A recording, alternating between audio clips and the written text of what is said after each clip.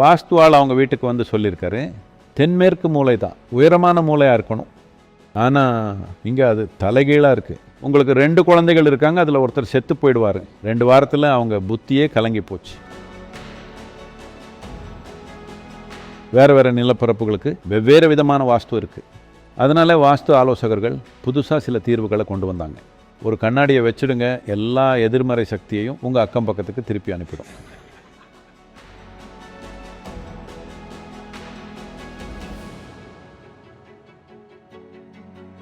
நமஸ்காரம் சத்குரு. வாஸ்துவோட முக்கியத்துவம் என்ன? அதனால எப்படி நம்ம வாழ்க்கையில தாக்கத்தை ஏற்படுத்த முடியும்?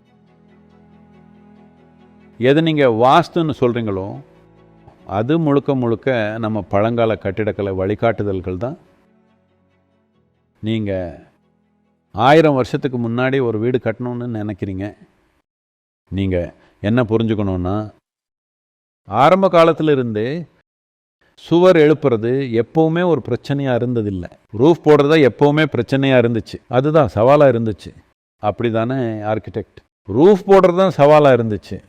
இப்போ நம்மக்கிட்ட ஸ்டீல், சிமெண்ட், கான்க்ரீட், மற்ற உறுதியான பொருட்கள் இருக்கிறதால ரூஃப் விஷயத்தில் நிறைய சுதந்திரம் இருக்குது. நமக்கு எப்படி வேணுமோ அப்படி போடலாம். முன்னாடி அவங்கக்கிட்ட என்ன இருந்துச்சு? மரம் மட்டும்தான் இருந்துச்சு.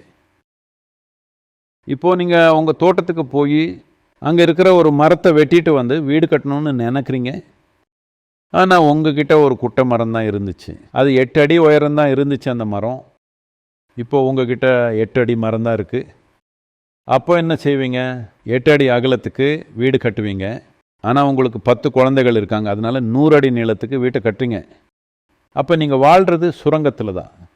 எப்போ நீங்கள் இந்த மாதிரி சுரங்கத்தில் வாழ்கிறீங்களோ நிச்சயமாக அது உங்கள் உடல் மன ஆரோக்கியத்தை பல விதங்களில் கடுமையாக பாதிக்கும். அதனால் அவங்க சில எளிமையான கட்டிடக்கலை வழிகாட்டுதல்களை கொடுத்தாங்க. நீங்கள் வீடு கட்டுனா இந்த விகிதத்தில் இருக்கணும், இவ்வளோ ஜன்னல், இது வெறும் தம் ரூல் தான். தெரியுமா? என்ஜினியரிங்கில் ஒரு தம் ரூல் இருக்குது. மூளையை பயன்படுத்த முடியாதவங்களுக்கு ஒரு தம் ரூல் இருக்குது.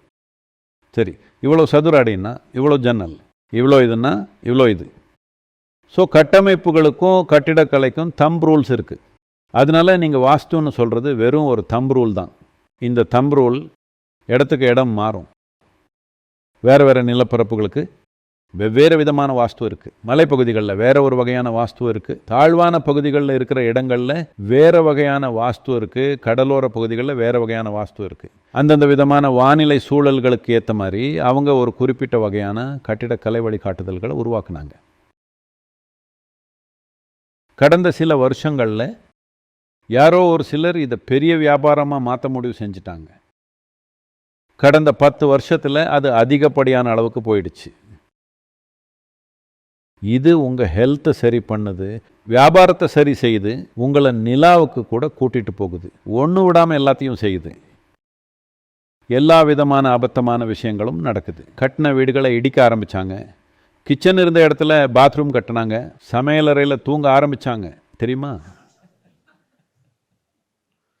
இப்போது மக்களுக்கு இந்த கூடுதல் செலவுகள்னால சலிச்சு போச்சு. அதனால் வாஸ்து ஆலோசகர்கள் புதுசாக சில தீர்வுகளை கொண்டு வந்தாங்க. ஒரு கல்லை மட்டும் வச்சுடுங்க, எல்லாம் சரியாயிடும். ஒரு கண்ணாடியை வச்சுடுங்க, எல்லா எதிர்மறை சக்தியையும் உங்கள் அக்கம் பக்கத்துக்கு திருப்பி அனுப்பிடும். இப்படி புதுசாக வழிமுறைகளை கண்டுபிடிச்சாங்க. பயம், அடிப்படையாக பயம்தான் உங்களை ஆளுது. அதனால தான் இந்த விஷயங்கள் நம்ம வாழ்க்கையை இவ்வளோ டாமினேட் பண்ணுது. நான் உங்களுக்கு ஒரு சம்பவம் சொல்லணும். நான் சென்னையில் ஒருத்தங்க வீட்டில் தங்கியிருந்தேன். அப்போது நைட்டில்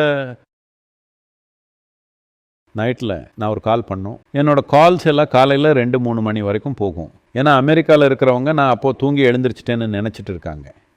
அவங்க கால் பண்ண ஆரம்பிக்கிறாங்க, நிறைய விஷயங்கள் நடக்குது. அதனால் ஒவ்வொரு நாளும் 2 மணிங்கிறது சாதாரணமாகிடுச்சு. அப்படி நான் கால் பண்ணிகிட்டே இருக்கேன். அப்போது என்னோடய ஃபோன் பேட்டரி காலி ஆகிடுச்சு. என்கிட்ட சார்ஜர் இல்லை, ஃபோனும் இல்லை. ஆனால் எனக்கு ஃபோன் வேணும். அதனால் நான் நினச்சேன், என்ன ஹோஸ்ட் பண்ணுற அந்த வீட்டு ஓனரை எழுப்பிடலான்னு. ஏன்னா ரொம்ப முக்கியமான விஷயம் வந்துடுச்சு, நான் கால் பண்ணி ஆகணும். அதனால் நான் அவரை தேடி போனேன். ராத்திரி 2 மணிக்கு யாரையாவது எழுப்புறதுன்னா கஷ்டமான விஷயம். அதனால் மெதுவாக டுக் டுக் டுக், தென் டாக் டாக் டாக், டக் டக் டக், தவ தவ தவ நோ, என்ன பண்ணாலும் வரல. அதனால் நான் கதவை இழுத்தேன். அது திறந்துருச்சு, ஆனால் யாரும் இல்லை. நான் வீடு முழுக்க போய் பார்த்தேன், ஒருத்தரும் இல்லை. நான் வீட்டில் தனியாக இருக்கேன், எல்லாரும் போயிட்டாங்க. அவசரமாக காலி பண்ணிட்டாங்களோ என்னமோ. அப்புறம் நான் வாசல் கதவை திறந்துட்டு வெளியே போய் பார்த்தேன், அவங்க தோட்டத்தில் தூங்கிட்டு இருக்காங்களோன்னு. அங்கேயும் இல்லை. அப்புறம் அங்கே ஒரு லேண்ட்லைன் ஃபோன் இருந்துச்சு. நான் நம்ம ஆஃபீஸ்க்கு ஃபோன் பண்ணி இவர் எங்கே இருக்கார், அவரோட செல்ஃபோனுக்கு கால் பண்ணுங்கன்னு சொன்னேன். நம்ம ஆஃபீஸில் இருந்து அவரோட செல்ஃபோனுக்கு கால் பண்ணி, நீங்கள் எங்கே இருக்கீங்க, சத்குரு உங்களை வீடு முழுக்க தேடிட்டு இருக்காருன்னு சொன்னாங்க. அப்புறம் அவர் கீழே வந்தார். எங்கே இருந்தீங்க? நான் வீடு முழுக்க தேடினேன், உங்களை எங்கேயும் காணும்னு கேட்டேன். அவர் தலையை சொரிஞ்சிட்டு ரொம்ப சங்கடத்தோட, இல்லை சத்குரு, நான் என்ன விஷயம்னு கேட்டேன். தர்ம சங்கடத்தோட அவர் ஒரு வாஸ்து ஆலோசகர் அப்படின்னு இழுத்தாரு.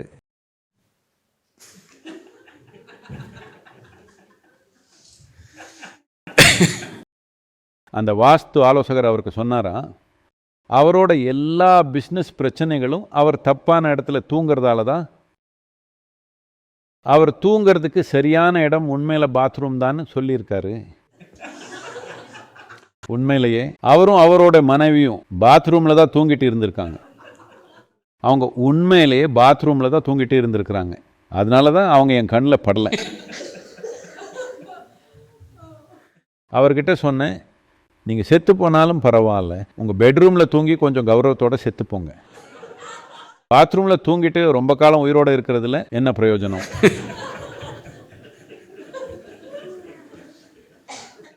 இந்த வாஸ்து மக்களை பைத்தியமாக்கிட்டு இருக்கு. நாங்கள் பில்டிங்ஸ் கட்டிட்டு இருக்கோம் தெரியுமா. ஈஷா பிஸ்னஸோட ஒரு பகுதியாக கிராம புத்துணர்வு இயக்கத்துக்கு ஃபண்ட் ரைஸ் பண்ணுறதுக்காக நாம் ரியல் எஸ்டேட் பண்ணுறோம், அப்பார்ட்மெண்ட்ஸ் கட்டிகிட்ருக்கோம். எனக்கு ஆர்வமாக இருந்துச்சு, ஏன்னா எனக்கு கட்டிடங்களை டிசைன் பண்ண பிடிக்கும். நான் நிறைய விஷயங்களை டிசைன் பண்ணுவேன், அதை நம்ம மக்கள்கிட்ட கொடுப்பேன் ட்ராயிங் போடுறதுக்கு. அவங்க சொல்கிறாங்க, இல்லை சத்குரு, இந்த க்ரியேட்டிவிட்டியெல்லாம் வேலை செய்யாது, இது வாஸ்துப்படி இல்லை, யாரும் வாங்க மாட்டாங்க.